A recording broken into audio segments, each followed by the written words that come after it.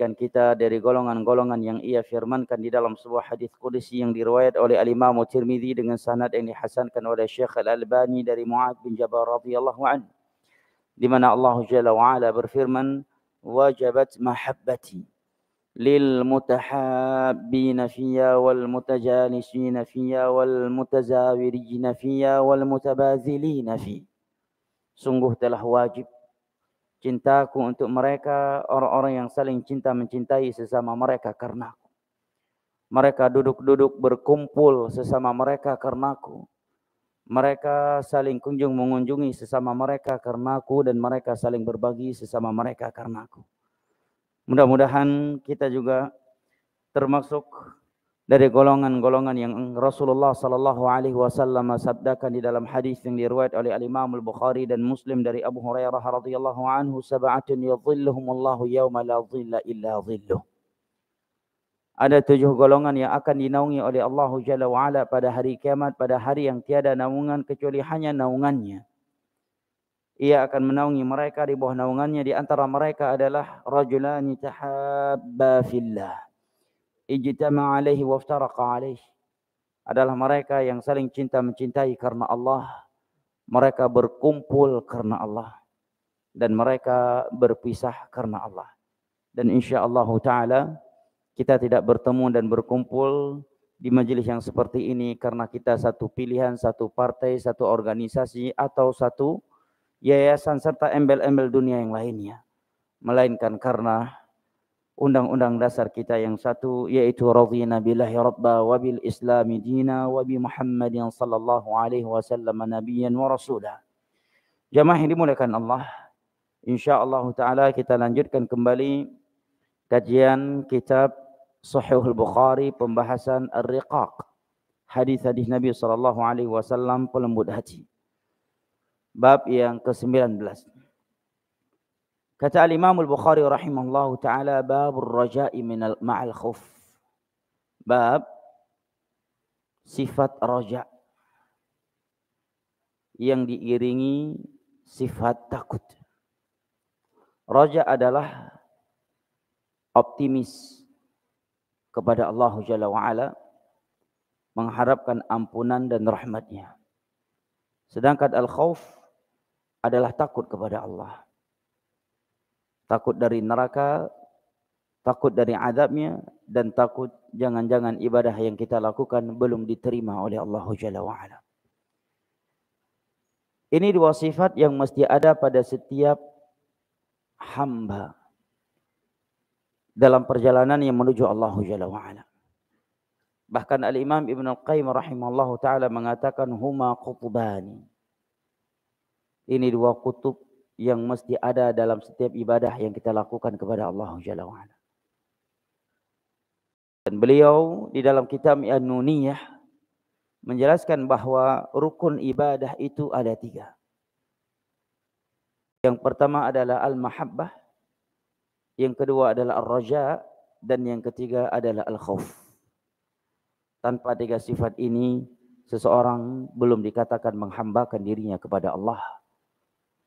Tidak akan bernilai ibadah yang ia lakukan kepada Allah Jalla wa'ala. Al-mahabbah adalah cinta kepada Allah Jalla wa'ala. Sebuah sifat yang mesti ada pada hati seorang mukmin, kapanpun dan dimanapun dia berada. Allah Jalla wa'ala berfirman, walladzina amanu asyaddu hubban lillah. Dan orang-orang yang beriman amat dahsyat kecintaan mereka kepada Allah Jalla wa'ala, melebihi kecintaan orang-orang musyrik kepada sesembahan yang mereka sembah selain Allah, atau cintanya mereka kepada Allah yang mereka sekutukan dengan cinta yang mereka kepada selainnya. Dan Allah Jalla wa'ala di dalam surat Al-Ma'idah ketika berbicara tentang sifat wali-walinya, maka di antara sifat mereka yang Allah Jalla wa'ala sebutkan adalah yuhibbuhum wa yuhibbunah. Allah mencintai mereka dan mereka cinta kepada Allah. Di dalam sebuah hadis yang diriwayat oleh Imam Al-Bukhari dan Muslim dari Anas bin Malik radhiyallahu anhu, Nabi sallallahu alaihi wasallam bersabda, "Thalathun man kunna fihi wajada bihinna halawatal iman." 3 perkara. Apabila 3 perkara ini ada pada diri seseorang, maka dia akan merasakan betapa manisnya keimanan itu.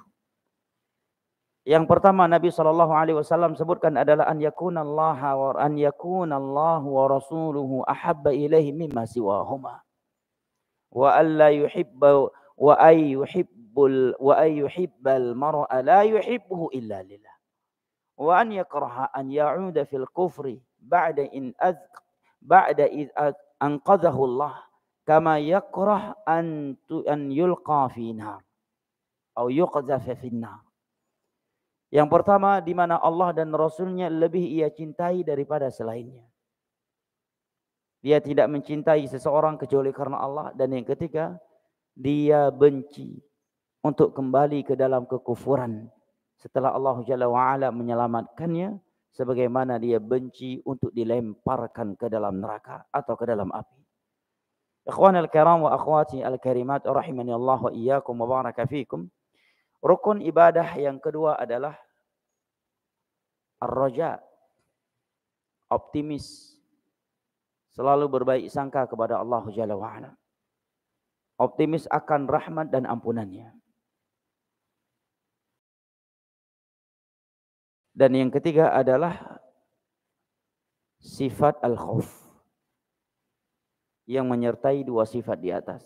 Takut kepada Allah, takut dari adab, takut dari nerakanya. Dan takut jangan-jangan ibadah yang kita kerjakan belum diterima olehnya. Ini dua sifat yang seyogyanya dan harus ada dalam setiap kali kita beribadah kepada Allah Jalla wa'ala. Hal ini Allah sebutkan di dalam banyak ayat Al-Quranul Karim. Di antaranya adalah firman Allah Jalla wa'ala yang kita simak di setiap salat subuh pada hari Jumat. Dari surat Alif Lam As-Sajadah. Ketika Allah Jalla wa'ala berbicara tentang mereka penduduk syurganya, maka Allah Jalla wa'ala berfirman, tatajafa junubuhum anil madaji'i yad'una rabbahum khawfan wa tama'a wa mimma razaqnahum yunfiqun. Ciri khas mereka penduduk syurga di dunia ini adalah mereka yang tatajafa junubuhum anil madaji'. Mereka adalah orang-orang yang lambung mereka jauh dari tempat-tempat tidur mereka. Karena begadang di malam hari dengan ibadah kepada Allah. Di dalam surat Az-Zariyat, Allah Jalla wa'ala berfirman, kanu qalilan minal laili ma yahja'un. Ciri khas penduduk syurga di dunia itu adalah mereka orang-orang yang kurang tidur di malam hari karena begadang. Wabil asharihum yastaghfirun. Dan mereka adalah orang-orang yang selalu memohon ampunan kepada Allah di waktu sahur. Jadi kurang tidur di malam hari itu normalnya seorang muslim. Justru kalau puas dan sempurna tidurnya di malam hari, ini enggak normal bagi seorang muslim ya. Apalagi berlebihan tidurnya. Normalnya seorang muslim itu kurang tidur di malam hari. Karena begadang beribadah kepada Allah Jalla wa'ala. Kanu qalilan minal laili ma yahja'un. Ini sifat utama atau di antara ciri khas penduduk syurga dan orang-orang yang bertakwa. Kanu qalilan minal laili ma yahja'un wa bil asharihum yastaghfirun. Dalam surat Alif Lam As-Sajadah tadi Allah katakan tatajafa junubuhum anil madaji' yad'una rabbahum khawfan wa tama'a wa mimma razaqnahum yunfiqun. Mereka penduduk syurga adalah orang-orang yang lambung-lambung mereka berjauhan dari tempat tidur mereka. Kenapa? Yad'una rabbahum khawfan wa tama'a. Karena mereka beribadah kepada Rabb mereka di malam hari dengan rasa takut wa tama'a, harap-harap cemas. Dia berharap ketika beribadah kepada Allah akan mendapatkan ampunan dan rahmatnya dan akan diterima ibadahnya. Di waktu yang sama dia juga menyembah Allah Jalla wa'ala dengan sifat takut. Takut jangan-jangan Allah belum menerima ibadahnya ini. Takut jangan-jangan dia termasuk dari orang-orang yang belum pasti selamat dari neraka Allah Jalla wa'ala. Khawfan wa tama'a, harap-harap cemas. Wa mimma razaqnahum yunfiqun. Dan mereka adalah orang-orang yang berani menginfakkan sebagian harta yang kami berikan. Kata para ulama, di sini Allah katakan dari sebagian harta yang kami berikan. Artinya ini sindiran dari Allah. Apa yang membuat kita berat bersedekah dengan sebagian harta kita, sedangkan harta yang kita miliki tersebut adalah harta yang Allah titipkan, yang Allah anugerahkan untuk kita. Dan ketika kita menginfakkannya, kita infakkan untuk di jalan Allah. Dan yang akan membalasnya adalah Ia yang telah memberikannya kepada kita. Alhasil jamaah dimulakan Allah di dalam ayat ini ketika Allah Jalla wa'ala menyebutkan dua ibadah atau dua kriteria penduduk syurga yang sangat sulit dilakukan oleh keumuman manusia. Yang pertama adalah salat di malam, dan ini bukan ibadah yang mudah untuk dilakukan jamaah. Makanya Nabi mengatakan fa innaha da'bus salihin. Salat malam adalah aktivitasnya orang-orang saleh. Yang kedua adalah infak, sedekah. Ini juga bukan ibadah yang mudah dilakukan. Karena keumuman manusia memiliki sifat wa tuhibbunal mala hubban jamma. Cinta yang luar biasa terhadap hartanya. Merupakan sifat keumuman manusia wa innahu lihubbil khairi lasyadid. Amat cinta terhadap hartanya. Nah, oleh karenanya dalam surat Ali Imran Allah mengatakan lan tanalul birra hatta tunfiqu mimma tuhibbun. Kalian tidak akan merasakan manisnya keimanan sehingga kalian mampu menyedekahkan sebagian harta yang sedang kalian cintai. Tetapi dua ibadah yang berat dilakukan oleh keumuman manusia ini mudah bagi mereka yang memiliki dua sifat di atas. Selalu optimis kepada ampunan dan rahmat Allah dan selalu takut kepada Allah. Orang yang selalu merindukan pertemuan dengan Allah, merindukan syurga Allah, berharap akan melihat wajah Allah, berharap akan ampunan Allah, berharap akan rahmat Allah, berharap akan syurga Allah, dan di waktu yang sama dia juga takut kepada Allah, takut akan neraka Allah, takut akan terjerumus ke dalam neraka Allah ketika ia berjalan di atas as-sirat di hari kiamat nanti. Dia takut akan mendapatkan azab di alam barzakhnya. Dan dia takut jangan-jangan ibadah yang aku lakukan selama ini belum diterima oleh Allah. Akan mudah melakukan dua ibadah yang sulit dilakukan oleh keumuman manusia di atas tadi. Ikhwan al-kiram wa akhwati al-karimat rahimani Allah wa iyyakum wa baraka fikum. Di dalam surat Az-Zumar Allah Jalla wa'ala berfirman amman huwa qanitun ana al-laili sajidan wa qa'ima yahdharul akhirata wa yarju rahmata rabbih qul hal yastawi alladhina ya'lamuna walladhina la ya'lamun innama yatadhakkaru ulul albab. Apakah sama orang yang di malam hari selalu sujud, berdiri, beribadah dengan salat kepada Allah dengan hati yang takut akan akhirat dan berharap akan rahmatnya, sama dengan orang yang tidak melakukannya? Coba antum perhatikan ayat yang mulia ini. Para ulama mengatakan di dalam ayat ini Allah mengatakan tentang hambanya yang beribadah di malam hari dengan salat, dia sujud, dia berdiri, tetapi dengan hati yang memiliki dua sifat yang bersamaan. Di saat dia sedang sujud, sedang berdiri di dalam salatnya, kata Allah dia memiliki dua sifat yang bersamaan. Yahdharul akhirah wa yarju rahmat rabbih. Dia melakukannya dengan hati yang takut kepada Allah, takut akan hari akhirat, dan di waktu yang sama dia juga optimis dan mengharapkan rahmat Allah. Subhanallah. Allah mengatakan dia sujud, dia berdiri dalam salat dengan hati yang takut. Jadi takut kepada Allah itu tidak hanya karena kita mau bermaksiat. Takut kepada Allah karena sedang melakukan maksiat. Atau takut kepada Allah karena baru selesai melakukan maksiat. Itu takutnya orang awam. Itu takutnya orang awam. Takutnya mereka yang mengenal Allah Jalla wa'ala dan mengagungkannya dengan pengagungan yang sesungguhnya. Mereka akan takut kepada Allah meskipun mereka sedang sujud, sedang berdiri di dalam salat mereka. Amman huwa qanitun ana al-laili sajidan wa qa'ima yahdharul akhirah. Sedang sujud, sedang berdiri di malam hari dengan salatnya, dia yahdharul akhirah. Dia takut jangan-jangan aku tidak masuk surga. Jangan-jangan aku dilemparkan ke dalam neraka di hari kiamat nanti. Jangan-jangan diriku termasuk dari orang-orang yang tidak mampu melewati as-sirat.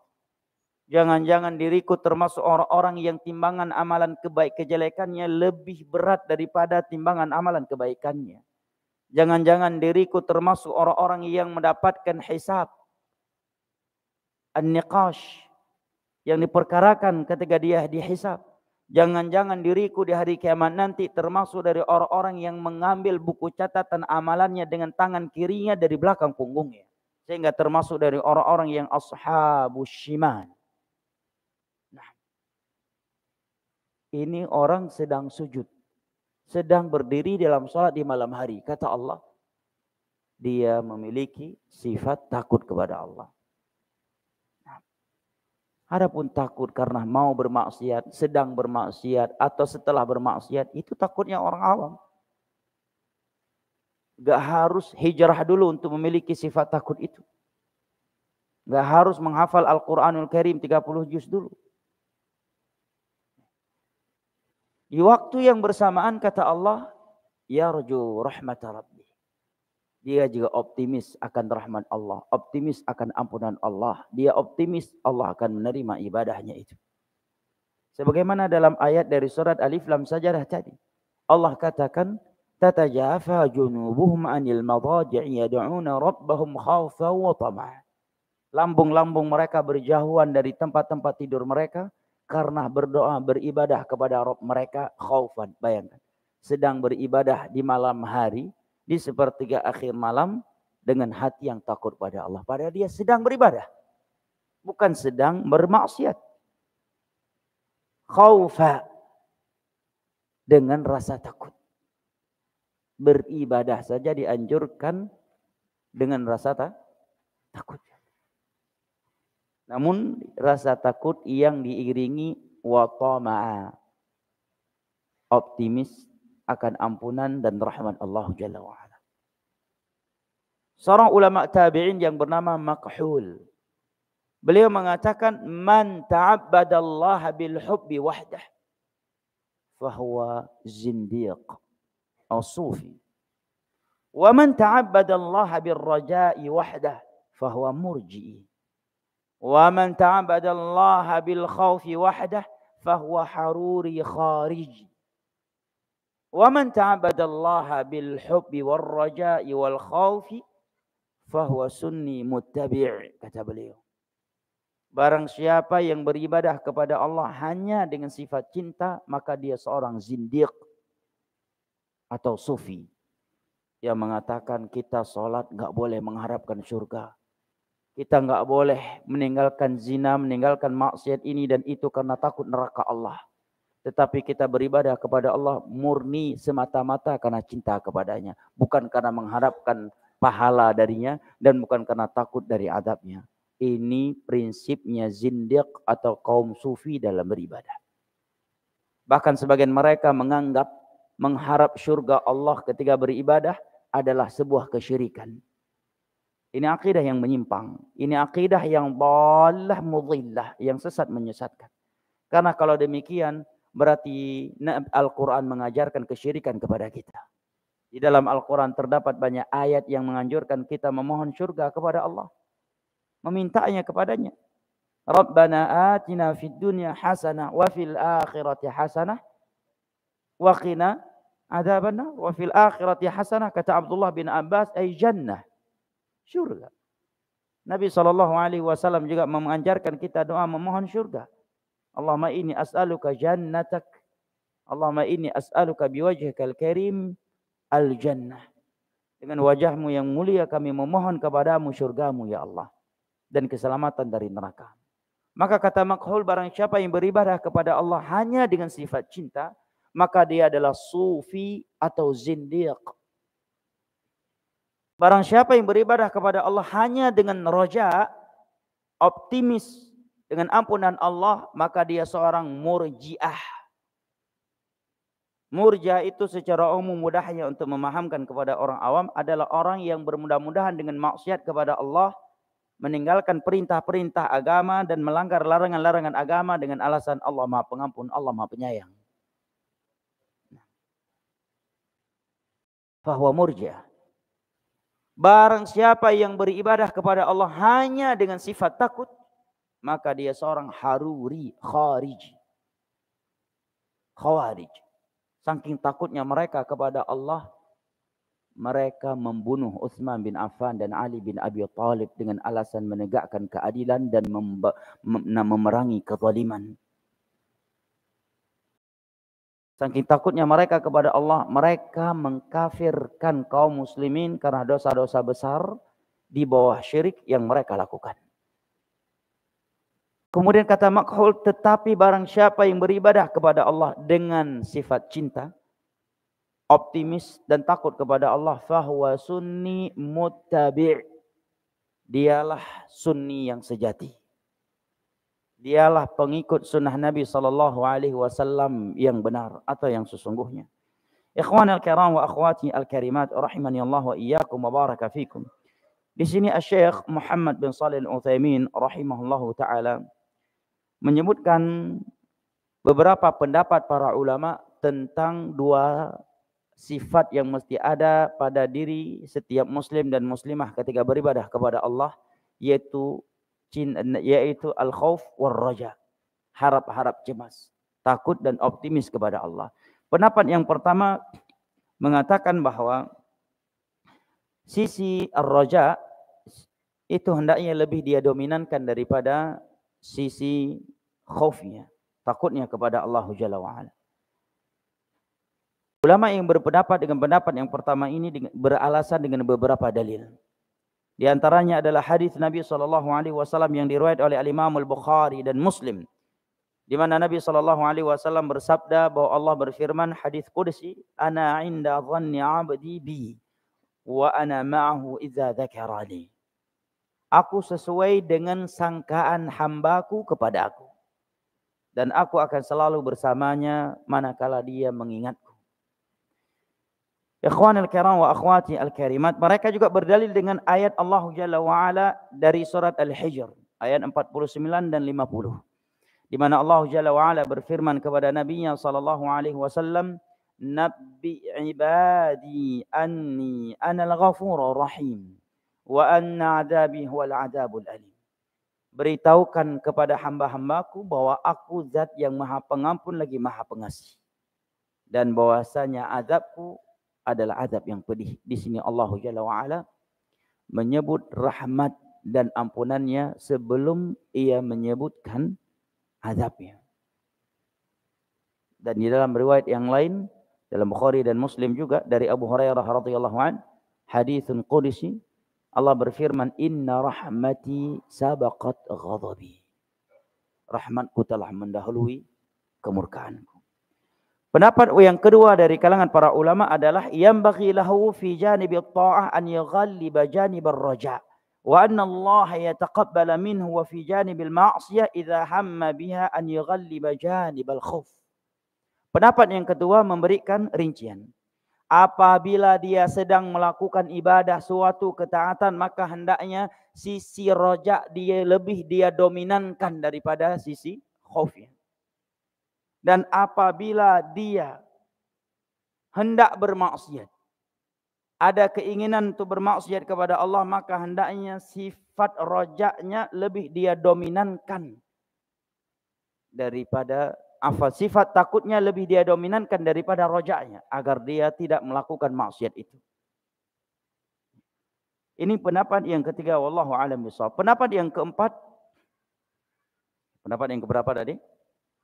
Yang kedua, pendapat yang ketiga jamaah dimuliakan Allah adalah pendapat yang mengatakan kedua-duanya harus sama. Baik di saat dia sedang bermaksiat maupun sedang atau hendak bermaksiat atau sedang melakukan ketaatan. Dua sifat ini harus sama beratnya. Tidak boleh salah satu dari keduanya lebih berat dari yang lainnya. Karena kapan salah satu dari keduanya lebih berat daripada yang lainnya, maka akan membuat dirinya tidak stabil dalam beribadah kepada Allah Jalla wa'ala. Pendapat yang keempat mengatakan, annahu yambaghi fi halil marad an yughalliba janibar raja. Kalau dia sedang sakit, maka hendaknya sisi rojaknya lebih dia kuatkan, lebih dia dominankan daripada rasa takutnya. Dan tatkala dia sedang sehat, maka sisi takutnya hendaknya lebih dia dominankan daripada sisi rojaknya. Kenapa demikian? Karena Nabi SAW bersabda di dalam hadis yang diriwayatkan oleh Imam Muslim, la yamutanna ahadukum illa wa huwa yuhsinu billahi adh-dhann.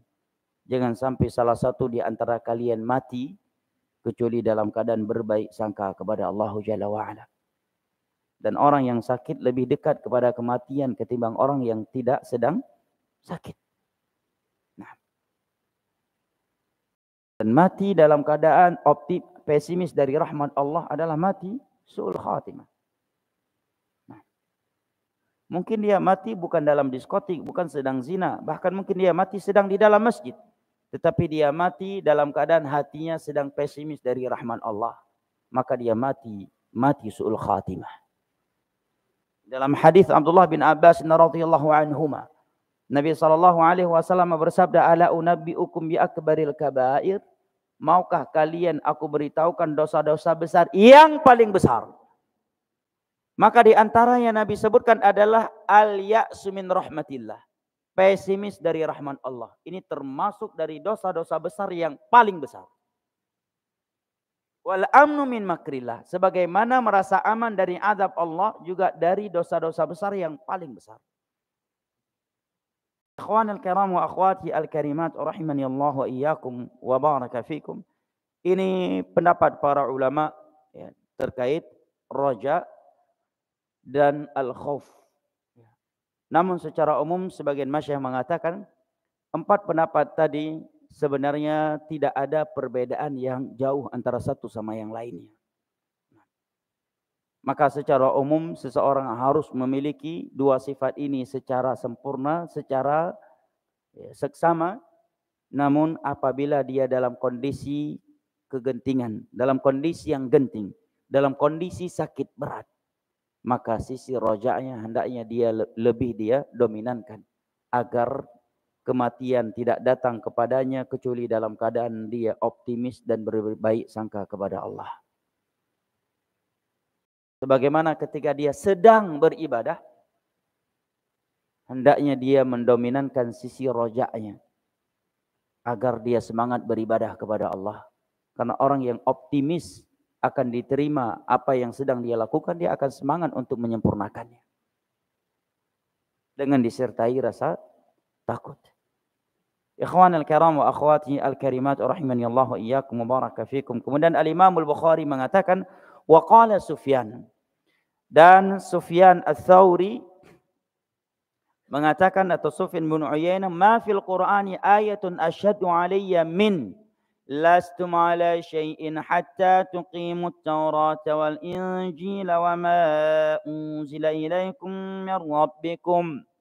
Sufyan Ats-Tsauri rahimahullahu ta'ala mengatakan, sungguh tidak ada ayat di dalam Al-Quran yang lebih memukul, yang lebih menampar diriku daripada firman Allah, kalian itu bukan siapa-siapa kalau kalian belum menegakkan isi Taurat, isi Injil, dan apa yang Allah turunkan kepada kalian. Ini ayat turun kepada ahlul kitab. Artinya jamaah ini dimuliakan Allah, kata Syekh Utsaimin, sebagaimana Allah mengatakan kepada ahlul kitab, wahai ahlul kitab, kalian bukan siapa-siapa meskipun kalian dekat dengan Nabi Musa, dekat Nabi Isa, kalau kalian tidak menjalankan isi Taurat dan Injil. Maka demikian pula dengan kita. Wahai kaum muslimin, kalian bukan siapa-siapa di sisi Allah kalau kalian belum menegakkan isi Al-Quranul Karim dan sunnahnya Nabi SAW. Ini maknanya. Karena semua ayat yang di dalamnya ada seruan dengan perintah atau meninggalkan larangan kepada ahlul kitab, itu juga diutarakan kepada kita. Karena Allah Jalla wa'ala sebutkan di dalam Al-Quranul Karim. Maka ayat yang berbunyi seperti ini atau seperti firman Allah, ya ayyuhalladzina ya ahlal kitab la taghlu fi dinikum wa ahlul kitab, janganlah kalian ghulu dalam beragama, maka maknanya wahai orang-orang yang beriman, janganlah kalian ghulu di dalam beragama sebagaimana Allah telah berfirman dahulu kepada ahlul kitab, wahai ahlul kitab, janganlah kalian ghulu di dalam beragama. Nah, ikhwanil kiram wa akhwati al-karimat rahimani Allah wa iyyakum wa baraka fikum. Sesosok Sufyan Ats-Tsauri, gurunya Imam Syafi'i, gurunya Imam Malik, Amirul Mukminin. Predikat beliau dalam periwayatan hadis, kalau kita membuka biografi beliau, disebutkan oleh para ulama sebagai Amirul Mukminin dalam hadis. Ini predikat yang paling tinggi sudah. Kalau ada ulama hadis dahulu dikatakan Amirul Mukminin fil hadis. Amirul Mukminin fil hadis atau thiqatun thabt atau dikatakan jabal minal jibal, gunungnya ahli hadis. Ini adalah ulama yang tidak diragukan periwayatannya. Nah, dan orang-orang yang menyelisih periwayatannya akan didhaifkan, ditolak riwayatnya. Karena bertentangan atau berbeda dengan riwayat mereka yang memiliki predikat hadis yang seperti ini. Nah, bayangkan sesosok Sufyan Ats-Tsauri yang merupakan Amirul Mukminin, thiqatun tsabt, dari gunung-gunungnya ahli hadis di masa itu, berkata demikian. Ini ayat yang paling menampar diriku. Padahal mereka ulama salaf adalah orang-orang yang menjalankan isi Al-Quran. Orang-orang yang menjalankan isi sunnahnya Nabi SAW. Tapi ketika mereka membaca ayat ini, mereka mengatakan ini ayat yang paling menampar diriku. Tiada ayat yang lebih berat untukku di dalam Al-Quran selain dari ayat ini. Ayat yang mengatakan kalian tidak memiliki nilai apapun. Kalian bukan siapa-siapa di sisi Allah kalau kalian belum menjalankan apa yang Allah turunkan kepada kalian. Di sisi manusia mungkin saja kita sebagai orang kaya, sebagai seorang pejabat, sebagai seorang pemberani, sebagai seorang militer, sebagai seorang ASN, sebagai orang yang memiliki power. Tetapi di sisi Allah, kata Allah, kalian tidak memiliki nilai apapun di sisiku. Kalian bukan siapa-siapa kalau kalian tidak menjalankan isi Al-Quran dan isi sunnah yang telah Allah turunkan kepada kalian. Sufyan Ats-Tsauri mengatakan ini ayat yang paling berat untukku di dalam Al-Quranul Karim. Ayat yang paling menampar diriku. Artinya jamaah ini memuliakan Allah. Imamul Bukhari membawa ucapan beliau ini untuk menjelaskan kepada kita. Mereka para salaf saja punya rasa takut kepada Allah. Enggak ujub. Enggak ujub dengan amalan mereka. Enggak ujub dengan lautan ilmu mereka. Padahal mereka ulama salaf seperti Imam Sufyan Ats-Tsauri ini atau ulama yang lainnya menyetor 1000 hadis dengan sanadnya lancarnya seperti mereka menyetor surat Al-Fatihah. Tetapi tidak ujub seperti kita. Mereka tidak sombong seperti kita. Mereka tidak berjalan di dunia ini seperti kita berjalan yang seolah-olah namanya sudah dipastikan sebagai penduduk surga. Mereka tidak berjalan di atas permukaan bumi ini seperti kita berjalan dengan sifat ujub. Hanya dengan secuil dari ilmu agama yang kita miliki dan sebutir debu dari amalan saleh yang kita miliki. Mereka tidak angkuh dengan karya-karya ilmiah mereka. Tidak seperti sebagian orang hari ini. Begitu memiliki karya ilmiah yang lain semuanya direndahkan. Direndahkan, enggak punya tulisan. Mana tulisan dia? Mana karya ilmiah dia? Ini karya ilmiahku, mana karya ilmiah dia? Ini orang-orang yang membanggakan ilmunya. Ini Sufyan Ats-Tsauri jamaah. Ini ayat yang paling menampar, yang paling mencambuk diriku. Tiada ayat yang lebih berat di dalam Al-Quran bagi diriku selain dari ayat ini. Subhanallah. Rasa takut mereka kepada Allah. Imam Ibnu Abi Mulaikah, seorang ulama tabi'in, dalam Sahihul Bukhari Beliau mengatakan adraktu 30 min ashabin Nabi sallallahu alaihi wasallam. Kulluhum yakhafu ala nafsihi nifaq. 30 para sahabat Nabi sallallahu alaihi wasallam aku jumpai. Aku dapati semua mereka khawatir seandainya dirinya itu sebagai seorang munafik. Bayangkan. 30 sahabat Nabi yang beliau jumpai, semua mereka khawatir. Jangan-jangan diriku ini adalah orang munafik. Bahkan setelah Nabi SAW wafat, Umar bin Khattab radhiyallahu anhu mendatangi Hudzaifah radhiyallahu anhu. Pemegang rahasia Nabi terkait nama-nama orang-orang munafik di Madinah pada hari itu. Umar mengatakan, ya Hudzaifah, unsyidukallah, dengan nama Allah aku meminta, aku bertanya kepadamu. Asammani Rasulullah sallallahu alaihi wasallam minal munafiqin? Apakah Nabi pernah menyebut namaku Umar bin Khattab dari nama-nama orang-orang munafik? Tanya Umar kepada Hudzaifah. Dan di saat Umar bertanya demikian kepada Hudzaifah, saat itu bukan sedang siaran langsung. Bukan sedang live. Tidak ada kamera di depan beliau. Artinya benar-benar dari lubuk hati beliau yang paling dalam. Beliau bertanya demikian. Benar-benar ikhlas karena Allah. Benar-benar karena takut kepada Allah. Bukan sebagai pencitraan. Ini para sahabat Nabi jemaah. Padahal mereka jihad puluhan kali bersama Nabi. Atau di masa Nabi. Salat 5 waktunya di belakang Nabi. Ngaji ya, bareng Nabi. Berangkat umrah pembimbingnya Nabi SAW. Haji mereka dibimbing oleh Nabi. Umar bin Khattab. Teman sehari-hari beliau adalah Nabi SAW dan Abu Bakar. Di mana Nabi berada di situ ada Abu Bakar dan Umar. Tetapi seperti itu keadaan mereka, jemaah dimuliakan Allah. Ada apa dengan kita? Apa yang sudah kita miliki sehingga kita merasa aman dari neraka Allah? Perjuangan apa yang telah kita berikan untuk Islam sehingga kita merasa seolah-olah sudah pasti masuk surga dan pasti selamat dari neraka Allah? Ini mereka para sahabat Nabi. Orang-orang yang batang hidungnya sudah ditunjuk oleh Nabi sebagai penduduk surga di hadapan mereka. Tetapi seperti ini sifatnya. Di hadapan halayak ramai Nabi berkata, Abu Bakar, Umar, Uthman, Ali fil jannah. Abu Ubaidah fil jannah. Talha bin Ubaidillah fil jannah. Bahkan Nabi memberitahukan kepada Umar radhiyallahu anhu bahwa diri beliau pernah melihat sebuah singgasana, sebuah istana di dalam syurga dan itu milik engkau wahai Umar. Tetapi seperti ini keadaan mereka jemaah. Ada apa dengan kita? Berapa triliun kita sudah berinfak di jalan Allah jemaah?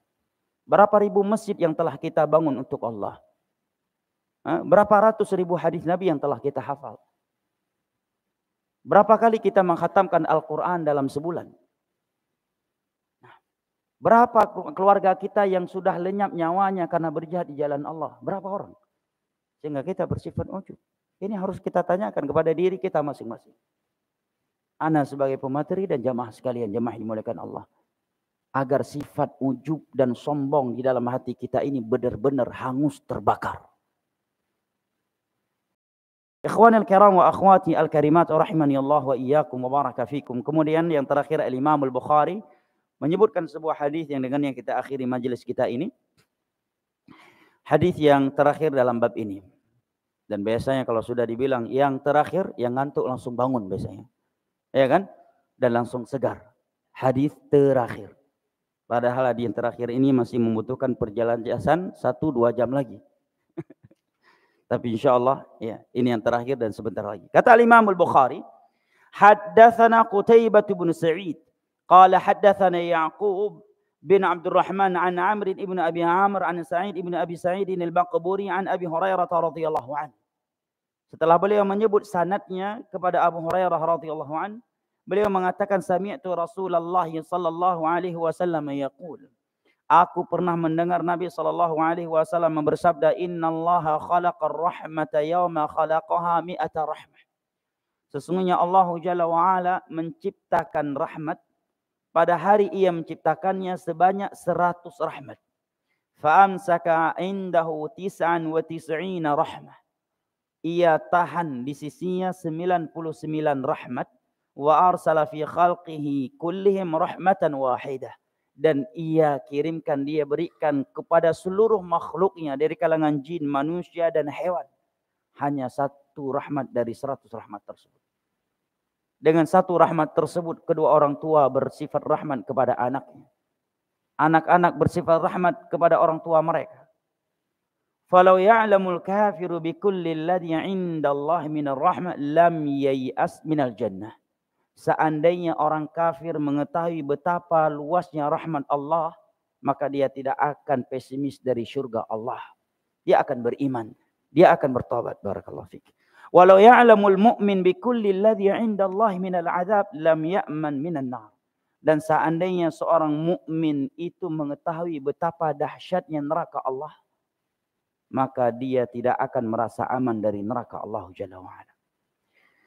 Hadis ini disebut oleh Al-Imam Al-Bukhari, kata para ulama yang mensyarahnya di antaranya Syekh Muhammad bin Shalih Al-Utsaimin, di sini adalah untuk menjelaskan kepada kita bahwa kita harus memiliki dua sifat ini. Optimis, mengharapkan syurga Allah, dan di waktu yang sama juga selalu takut dari neraka Allah Jalla wa'ala. Ini syahid sisi pendalilan dari hadis ini untuk judul bab yang sedang kita bahas. Dan di dalam hadis ini Nabi SAW menyebutkan bahwa Allah menciptakan 100 rahmat. 99-nya ia tahan dan akan dia berikan di hari kiamat nanti, dan satunya dia turunkan ke dunia ini. Dengan satu rahmat tersebut kita melihat seorang ibu menyayangi anaknya dengan kasih sayang yang luar biasa. Seorang ayah menyayangi anaknya dengan kasih sayang luar biasa. Dia rela begadang di malam hari, banting tulang, jungkir balik, banting tulang cari rezeki kepada anak-anaknya. Dia rela tahan lapar, yang penting SPP anaknya di pondok terbayar. Dia rela melakukan berbagai pekerjaan yang berat, yang penting anaknya tidak lapar, dan seterusnya. Dan dengan satu rahmat ini, binatang yang buas sekalipun tidak menerkam anaknya, menyayangi dan mencintainya. Lalu bagaimana dengan 99 rahmat yang ada di dalam syurga nanti? Maka orang-orang yang berada di dalam syurga itu memiliki sifat rahmat 99 kali lipat daripada penduduk dunia. Dan 100 rahmat yang Nabi sebut di dalam hadis ini bukan sifatnya Allah. Ini harus dipahami. Sebagian penuntut ilmu dan penceramah ketika menjelaskan hadis ini, dia menjelaskan dengan penjelasan yang mengesankan ini adalah rahmat Allah. Ini penyimpangan dalam akidah. Karena Allah mengatakan Allah menciptakan rahmat makhluk. Makanya para ulama akidah dalam bab asma wa sifat, setiap kali mereka berbicara tentang sifat rahmat Allah, mereka mengatakan rahmat ada dua. Yang pertama adalah rahmat yang merupakan sifatnya Allah, maka bukan makhluk, karena Allah Al-Khaliq. Dan rahmat yang merupakan sifatnya Allah, dia wasi'at kulla syai', tidak terbatas, hanya 100, hanya 99, tidak terbatas, wasi'at kulla syai', meliputi segala sesuatu. Inna rahmati sabaqat ghadabi, rahmatku telah mendahului kemurkaanku.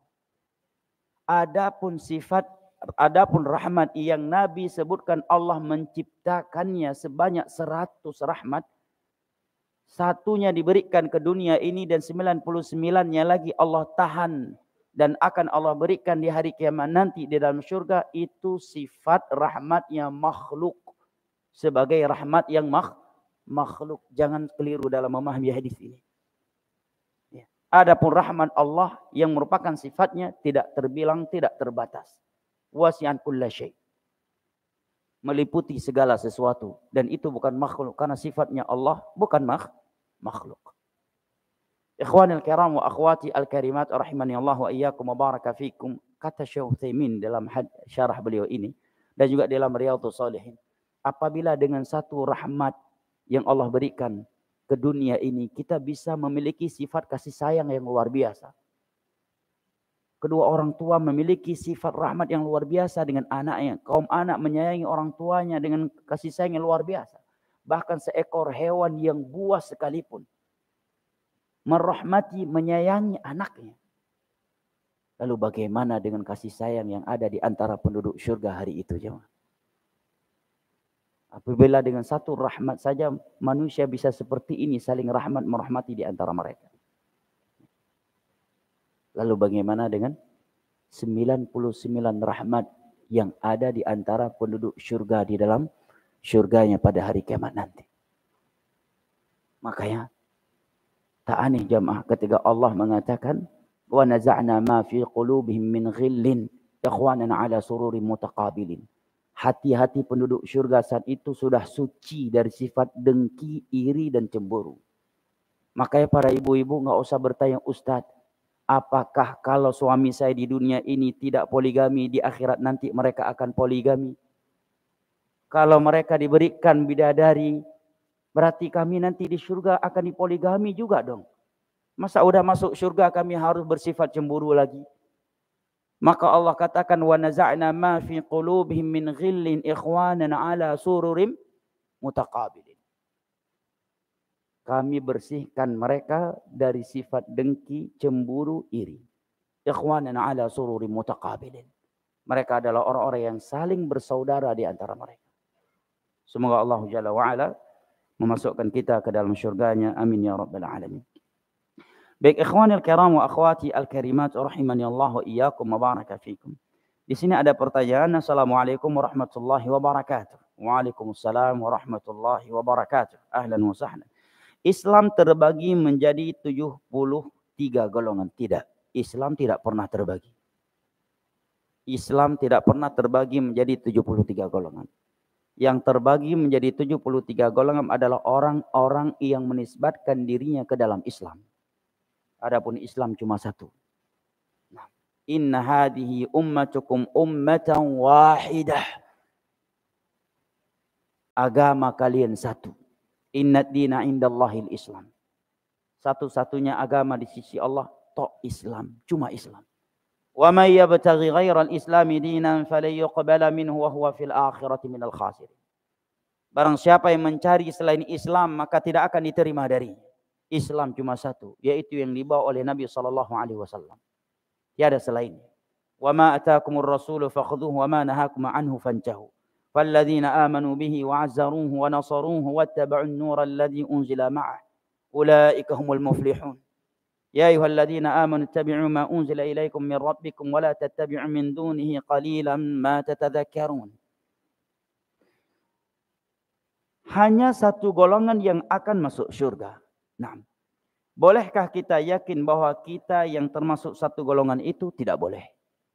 Karena tidak ada ayat Al-Quran dan hadis Nabi yang telah menyebut nama ana dan jamaah sekalian pasti termasuk dari satu golongan ini. Tetapi kita berharap dan kita optimis termasuk dari mereka apabila kita melihat diri kita mengamalkan Al-Quran dan As-Sunnah, dan kita juga takut jangan-jangan kita tidak termasuk dari satu golongan ini karena banyaknya dosa yang kita lakukan atau ibadah-ibadah yang kita kerjakan selama ini kurang ikhlasnya. Maka kembali lagi kepada sifat yad'una rabbahum khaufan wa tama'a. Beribadah kepada Allah dengan sifat harap-harap cemas. Nah, jika boleh golongan yang lain mereka pasti menganggap jika merekalah yang benar dan merekalah yang akan masuk surga. Semua orang bersifat demikian. Jadi kalau ada orang yang mengatakan kita nggak boleh merasa diri kita paling benar. Sebenarnya dia sendiri sedang bersifat dengan sifat itu.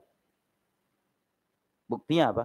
Buktinya kalimat itu dia utarakan kepada satu kelompok. Yang mereka namakan terkadang Wahabi, ya, salah pilih dan semisalnya. Na'udzubillah min dzalik, dari penamaan-penamaan yang buruk. Kata mereka, jangan merasa diri kita yang paling benar. Kita nggak boleh merasa diri kita udah benar. Sebenarnya orang yang berkata demikian, sebenarnya dia sendiri sedang bersifat demikian.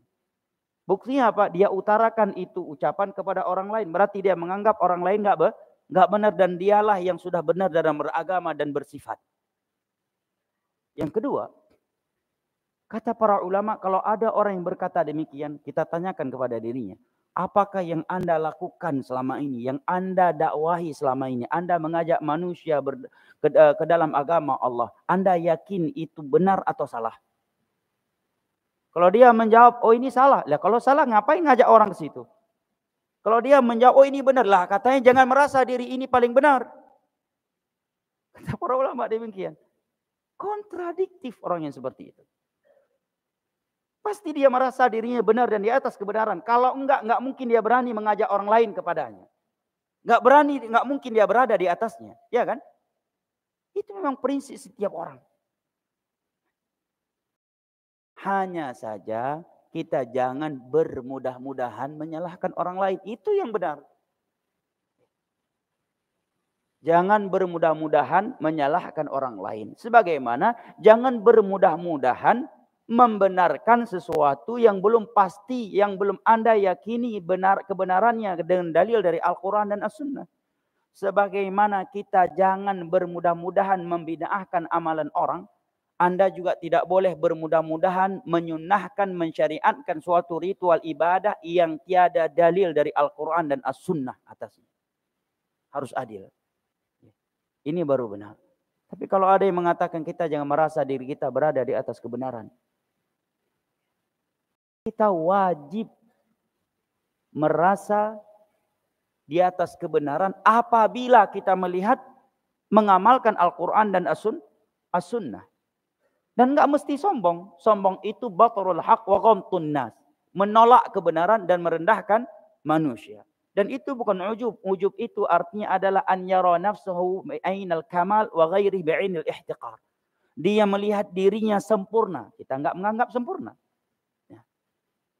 Dan melihat orang lain dengan penglihatan perendahan.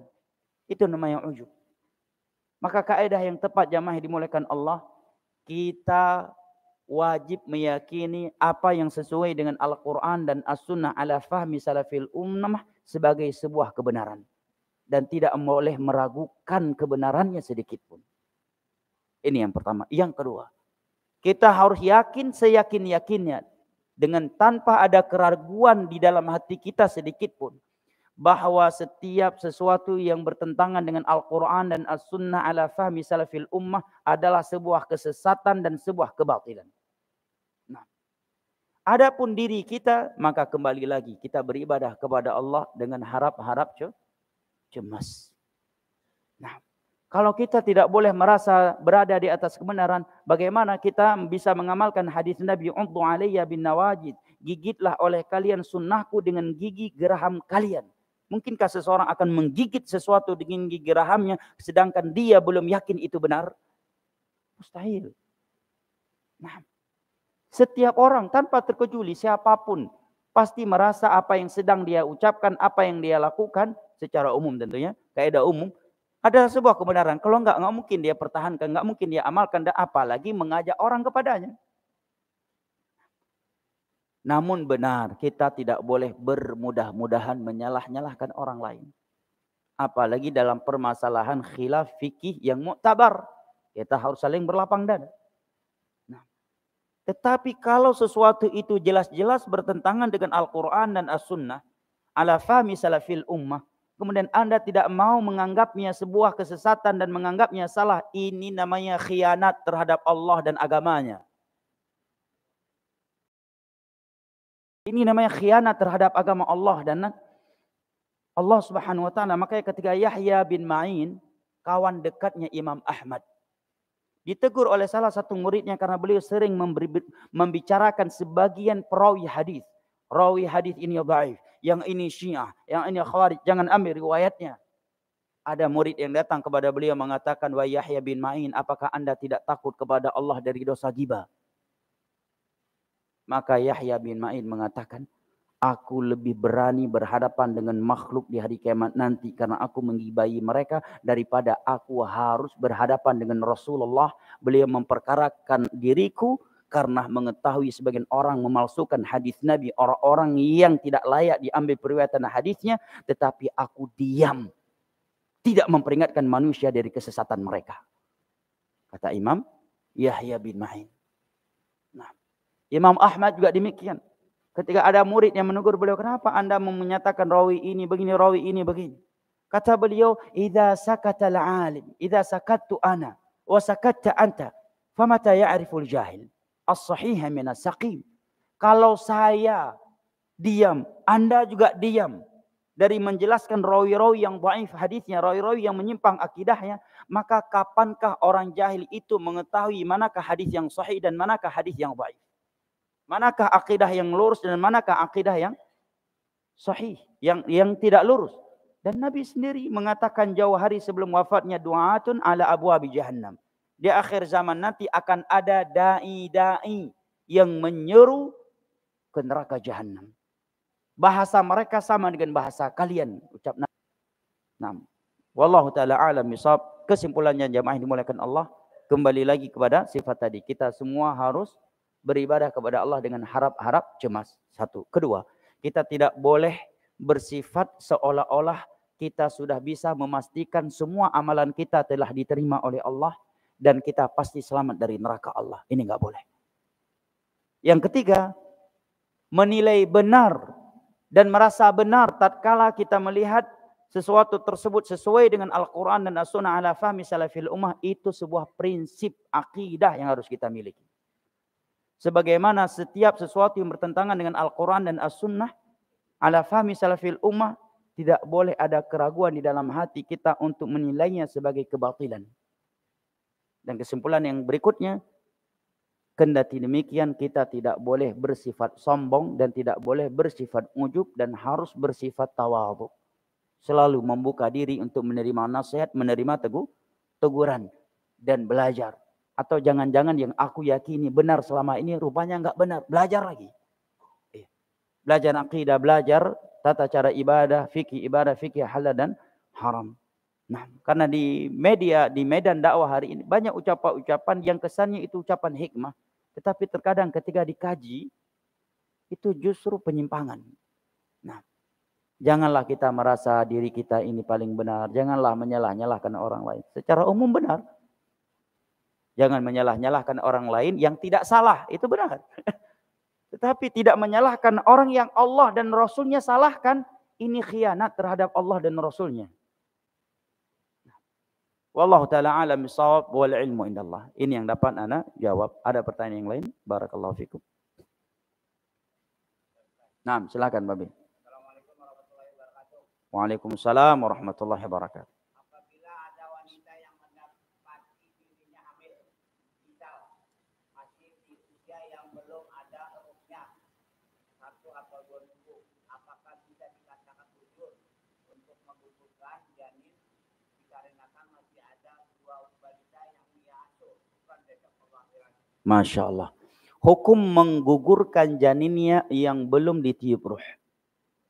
Kita ketahui dalam hadis Abdullah bin Mas'ud radhiyallahu anhu, riwayat Al-Imam Al-Bukhari dan Muslim, janin itu sudah ditiup ruh padanya apabila sudah berumur 4 bulan. Apakah boleh menggugurkannya kalau dia belum berumur 4 bulan karena belum ditiupkan ruh? Kata para ulama, tetap tidak boleh. Walaupun dosanya tidak seperti menggugurkan janin yang telah ditiupkan ruh. Karena menggugurkan janin yang telah ditiupkan ruh ke dalamnya itu hukumnya sama dengan membunuh manusia yang bernyawa. Adapun janin yang belum ditiupkan ruh ke dalamnya tetap tidak boleh, namun dosanya tidak seperti menggugurkan janin yang sudah ditiupkan ruh. Tetap tidak boleh. Kenapa? Yang pertama, dia telah menjadi sebab sesuatu yang akan hidup menjadi mati, yaitu seorang manusia. Yang kedua, dia telah melakukan sesuatu yang bertentangan dengan tujuan utama nikah itu dianjurkan oleh Allah dan Rasulnya. Memiliki anak keturunan yang banyak. Kecuali kata para ulama kondisi yang darurat. Kondisi darurat adalah prediksi medis yang terpercaya. Bahwa kalau ini dibiarkan sampai bernyawa, maka ini wanita berpotensi meninggal. Karena alasan ini dan itu. Nah, ini darurat. Di sini boleh. Kenapa? Karena belum ditiupkan ruh. Tetapi kalau sudah ditiupkan ruh, meskipun dokter bilang, kalau ini dilahirkan ibunya akan meninggal. tetap tidak boleh digugurkan, kata para ulama. Di antaranya Syekh Utsaimin dalam Syarah Al-Arba'in. Kenapa? Yang pertama, prediksi dokter belum pasti. Dan banyak faktanya, realita. Dokter sudah memastikan ini ibu akan mati kalau tetap dikeluarkan bayinya. Rupanya justru dua-duanya hidup. Nah. Atau bahkan dua-duanya mati. Yang kedua kata Syekh Utsaimin, tidaklah nyawa kita lebih mahal daripada nyawa orang lain. Sehingga kita boleh menghilangkan nyawa orang lain dengan alasan menghidupkan nyawa kita sendiri. Dan masuk dalam keumuman ancaman membunuh nyawa. Menghilangkan atau melenyapkan nyawa orang lain.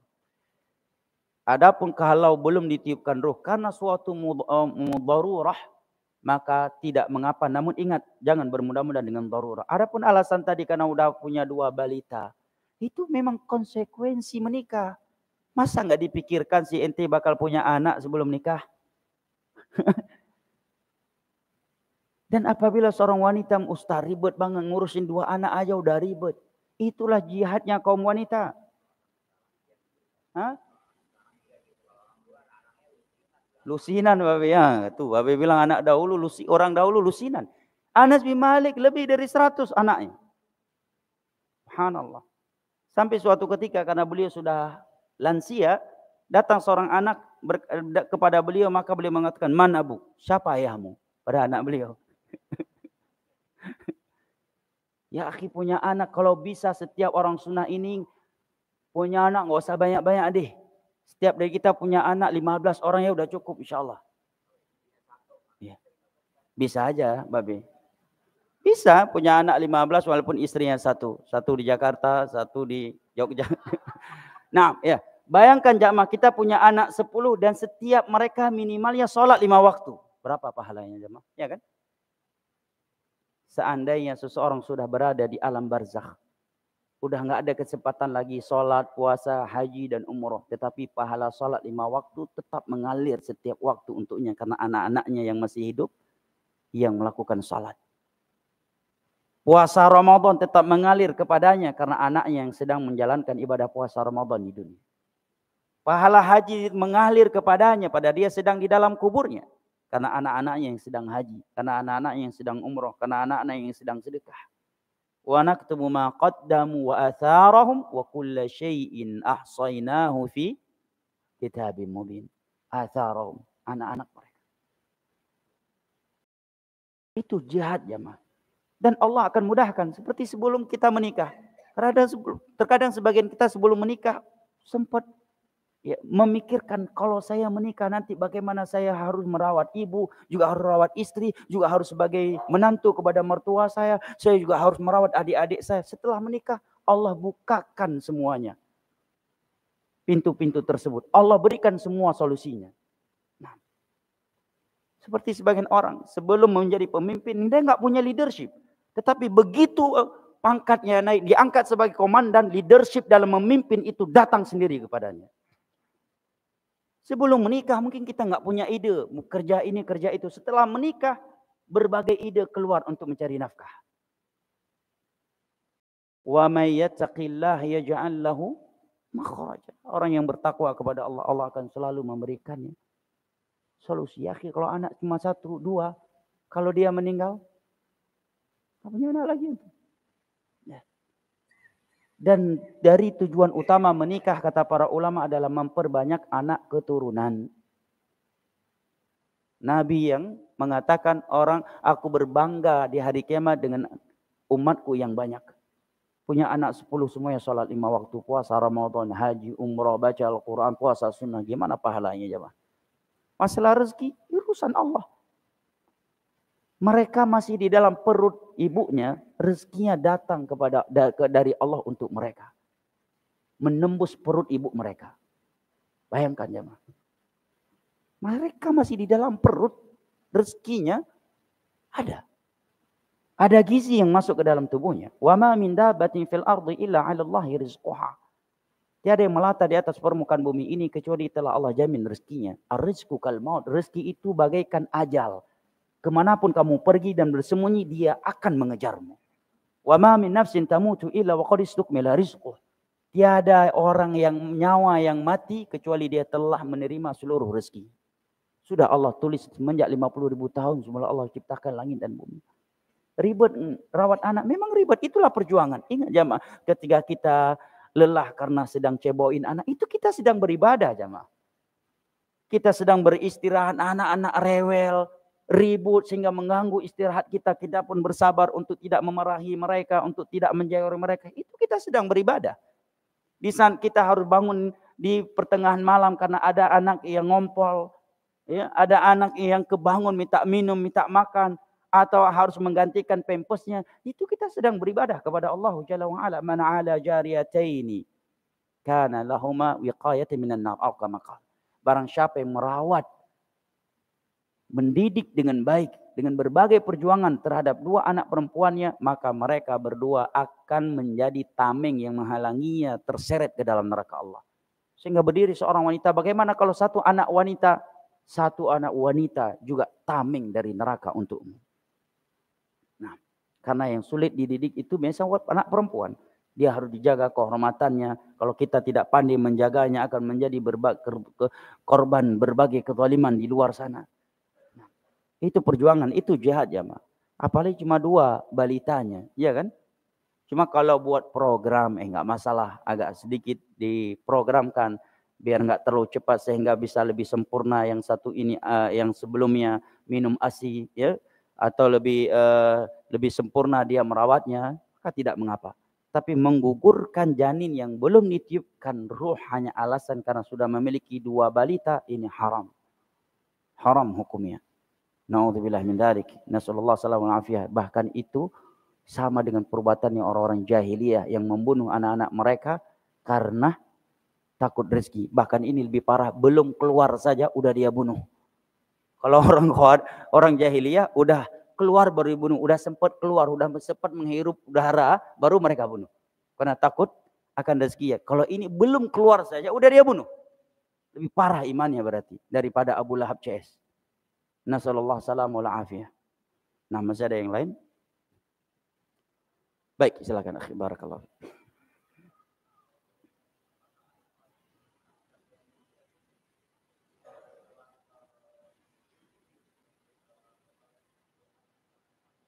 Masya Allah. Anak angkat berarti. Baik. Nah, Masya Allah.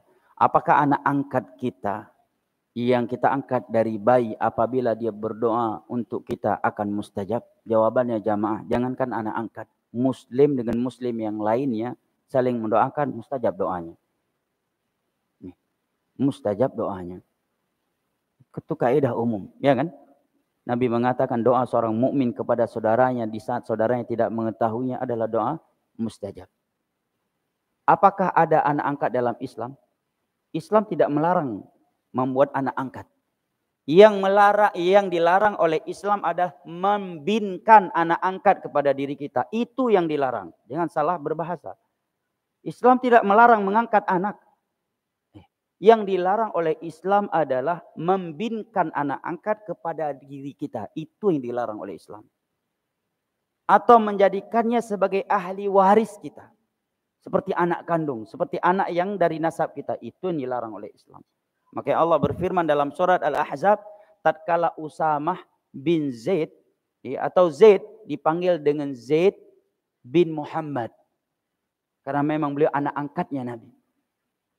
Maka turunlah ayat Allah, ud'uuhum la taj'alu ad'iya la na'am ya ud'uuhum li abaihim aw ikhwanukum fid din wa mawali fa illam ta'lamu aba'ahum fa ikhwanukum fid din wa mawali.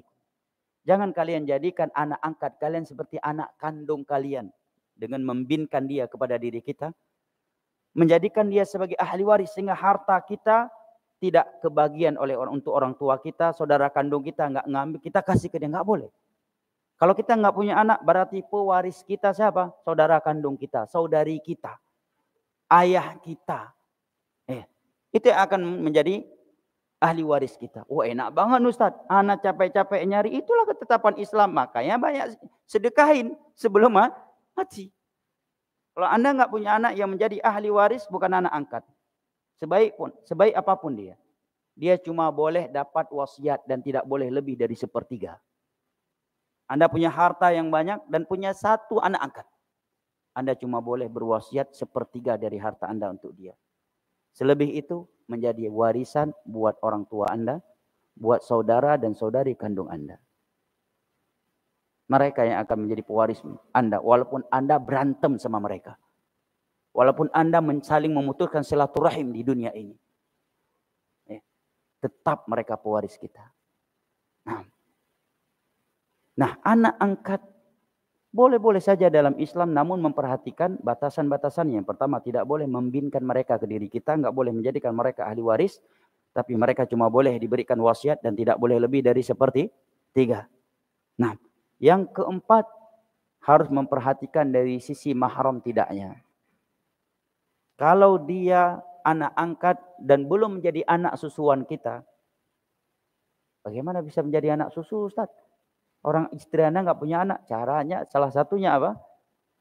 Kakak istri antum, adik istri antum yang perempuan punya anak dan punya ASI, menyusui dia. Maka istri antum menjadi mahram buat dia sebagai bibi dia. Sebagai saudari dari ibu susuan dia. Dan bibi mahram. Sehingga dia boleh berkhalwat dengan istri antum. Boleh safar dengan istri antum. Tapi kalau enggak, kalau dia udah besar, enggak boleh berjabat tangan dengan istri antum kalau dia laki-laki. Nah, sebaliknya antum dengan anak angkat antum yang perempuan. Solusinya apa? Susuin dia kalau dia masih bayi dengan di saudari kandung antum. Sehingga antum menjadi paman susuan dia. Walaupun status sosial di Indonesia Anda sebagai ayah angkatnya. Tapi dalam Islam Anda sebagai paman susuan dia. Pakai pikir-pikir panjang jamaah. Ya, dan harus siap menjelaskannya ketika dia sudah besar. Kenapa? Karena berkaitan dengan hukum yang ada di dalam Islam. Nah, sebelum menjelaskan itu kepadanya, siapkan dulu ilmunya. Kuatkan dulu mentalnya. Nah, barakallahu fikum. Dan kalau dia menikah, Anda nggak boleh menjadi walinya. Karena Anda bukan walinya. Paman yang menjadi walinya. Ya, pamannya atau ayah kandungnya, saudara kandungnya. Ya. Kalau mereka semua nggak ada, kau walinya. Hakim. Nah, barakallahu fikum. Masih ada yang lain? Dan doanya mustajab. Tergantung dia. Kalau dia anak yang salihah, mustajab doanya. Ya, doanya mustajab. Wallahu a'lam bishawab. Namun tidak seperti anak kan kandung hukumnya dari berbagai sisi. Nah, barakallahu fik. Yang terakhir, silakan. Baik. Setoran haji.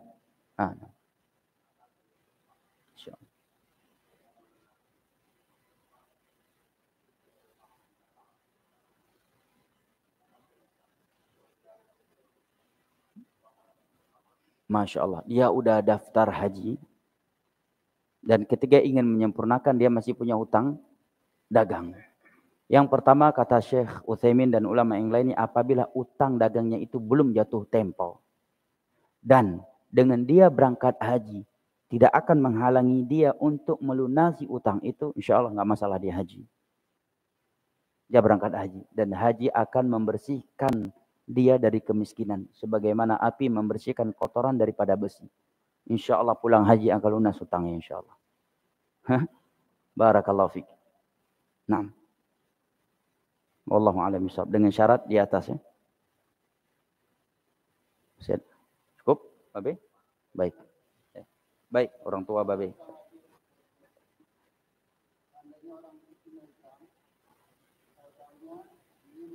Masya Allah.